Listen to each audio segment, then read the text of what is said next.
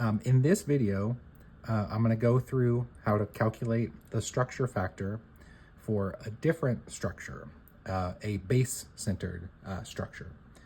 If you haven't seen the previous video, to do this same procedure for the simple or primitive structure, I would recommend starting there. I detail the steps and so forth for that. But just a brief recap, why we're doing this. The structure factor tells us about the intensity for diffraction, for things like X-ray diffraction. And so knowing how to calculate the structure factor is very useful for that. And so again, I'm going to detail this for the base-centered type of structure. And so that's what I have drawn here. This is a base-centered structure. It's not meant to necessarily be cubic. It could be any type of crystal system, but we have atoms on the corners. And then we also have the base-centered atoms. And so that is a set of atoms centered on one set of faces. So in this case, it is the bottom and the top. We have a single atom centered on each of those. So for this procedure, again, I'm not going to go through the whole detail. I'll just kind of summarize. But to solve a structure factor problem, the steps I'm going to use are: 1, to draw the structure. I've got that here. 2, count up the atoms. So we count up the atoms in the unit cell. And then if we don't already, we want to find out what the Bravais lattice is. With that 4, we want to understand the motif on that Bravais lattice. After we've done that, step 5 will be to plug in the atom positions into the structure factor equation. And then 6, this is where we simplify the expression, the structure factor equation, with some rules that we talked about before. And 7, if we have a complicated or complex structure, we can look at more basic and other structures and see if we can make connections. And then lastly, step 8 is to test to see how we've done. All right, so step 1, we already drew it, so I'm going to skip that. Step 2 is to count the atoms. So again, going back to the simple or primitive, that covers the corners, right? And so that was 1 atom per unit cell. But here we have 1 on each of the top and the bottom. And since they're centered on those faces, each one of these counts as 1/2, right? So I have 1/2 an atom here within the unit cell, and I have another 1/2 an atom in the unit cell. So that would mean that we have 1 base-centered atom and 1 primitive atom. So we have 2 atoms per unit cell. So that's the count up the atoms step. We're also going to kind of skip through the Bravais lattice in the motif section because it's a base-centered. And so that kind of gives us all the information we need in this case, but we'll come back to this when we need it. And so then the next one is to plug in the atom positions. So let me start by just putting the structure factor equation up here again. So structure factor, capital F, and we're doing this for a set of HKL planes. So this is the summation from 1 to n total number of atoms, and that is equal to lowercase f sub n. This is the atomic scattering factor, and that's all multiplied by this exponential expression, e to the 2 pi I, the imaginary number, and then that's multiplied by this h times u sub n plus k sub v, or times v sub n, plus L times W sub n. So that's our structure factor equation. HKL is the set of planes, right? So the set of planes we're talking about when we're looking at the structure factor. So we, again, in this video are going to leave HKL as generic. So we're going to leave that as variables. But we are going to plug in the position of the atoms, right? And so those are our U, V, and W coordinates. So let's go ahead and plug those in. And we're summing again from the first atom to the total number we have. And again, our total number is over here. So this is essentially n. So we're going to have to account for 2. So let's do this. So we have F multiplied by, and in this case, we're going to have 2. So I'm going to kind of factor this out, and I'm going to go through each of these points. So we have e to the 2 pi I, and then again, we'll plug in. And the first one we're going to do is the one we did in the previous video, so the simple or primitive.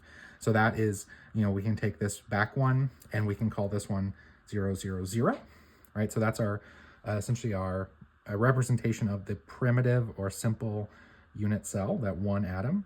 And so when we do that, we plug in zeros, right? So we have H times 0 plus K times 0 plus L times 0. And like we saw in the previous video, that's going to be 0. And so this whole e to the power is going to turn into a 1, but we'll save that for the next part here. So that's the first one. But again, we're summing, so we have 2. So the next point is going to be another exponential. And so just come down to the second line here, 2 pi I. And then for this one, we're going to plug in the U, V, W for the second point. And again, we're talking about the base centering atoms here. We have to count for 1. And so for simplicity, I'm going to choose this bottom one down here, right?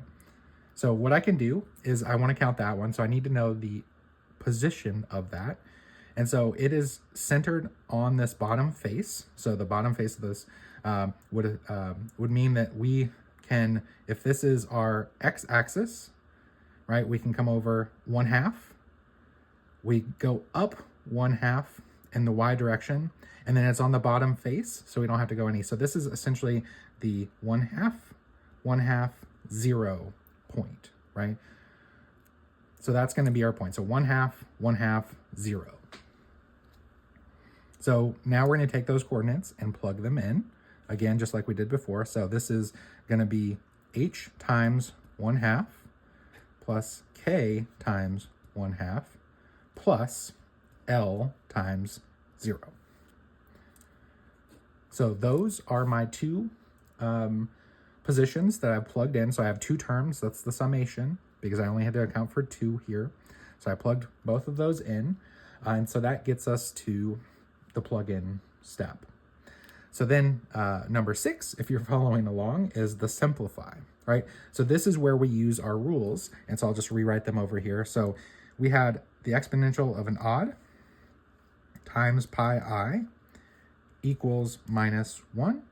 And then when we had the exponential of an even times pi I, that was a +1, right? So there's lots of evens and odds that we have to account for. So now simplifying, step 6. So I'm going to take this again, F of HKL, multiply by the atomic scattering factor. And again, this is 0, 0, 0. So this whole thing is 0. So this term, just like in the last video, this one becomes 1. So that's simple. That's pretty straightforward. For the second one, this is going to be 0, right? That just cancels out. But we're going to have 1/2 times h, 1/2 times k, and that's all multiplied by 2 pi I. So if we essentially factor out this 1/2 and this 1/2, that's going to cancel out with the 2 outside here. And so we can write this as e to the pi I, and then that's going to be multiplied by h plus k. And then again, this is 0 here. So this is effectively our expression. This is about as simple as we can get it. There's not much more we can do with this expression. So this essentially, if you're following along with the steps, this next step would be complex structures, but this is not, I would say, one of the complex structures. This is one of the basic ones. So we can skip step 7, and we can go straight right to step 8, which is to test, right? And so this is where what we call the extinction rules or anything like that is going to come into play. Anything we can have to check what this is. So there's going to be lots of resources out there where you can find what the structure factor is for a base-centered, for simple, for body-centered, any of the other structures. And so this is to just kind of check that against this.